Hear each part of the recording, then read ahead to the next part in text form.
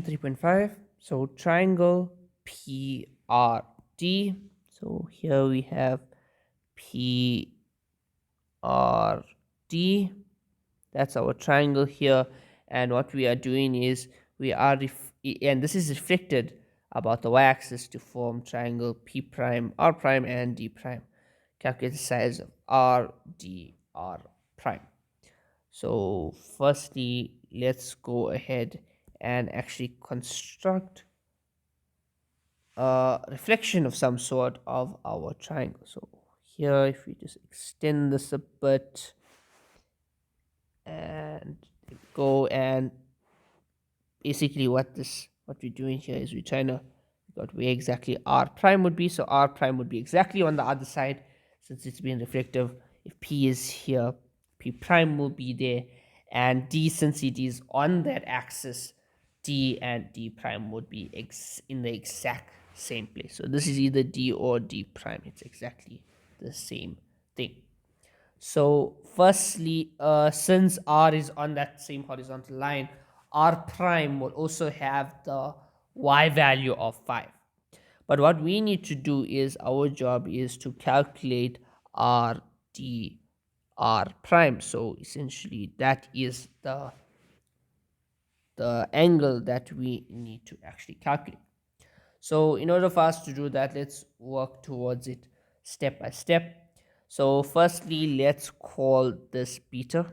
So beta is our angle of inclination of RS. So let's just go ahead and write that down. So beta is the angle of inclination of RS. And since PT is parallel to RS, and if theta was 63.43, if you remember that, so 63.43, therefore beta was using the same gradient will also be 63.43 degrees. So therefore beta is equal to 63.43 degrees. So here you can just go ahead and make a note here that this is 63.43 degrees, and that's beta.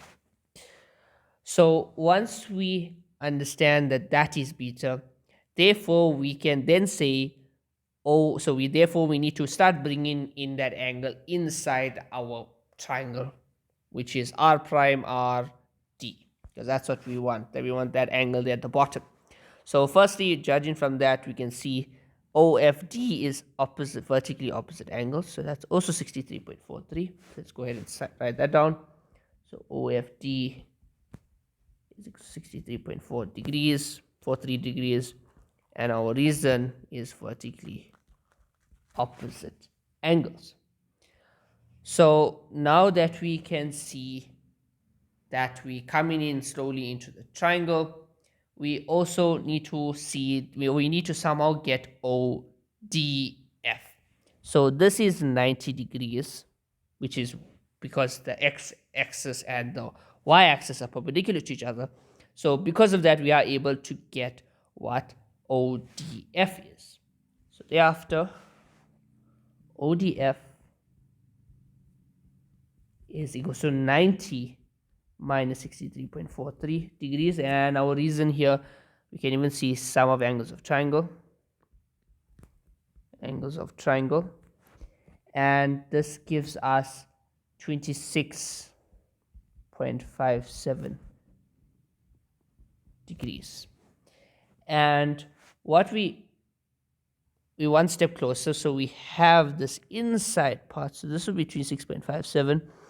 But now, since if we go ahead the other route, this angle will be exactly the same angle because our two triangles are symmetrical from each other. So therefore we can say R D R prime would be 2 times 26.57, which gives us 53.13 degrees. Right, so that's the quickest way to do it. There is alternative methods where you would look at the different angles, where you would incorporate some trig.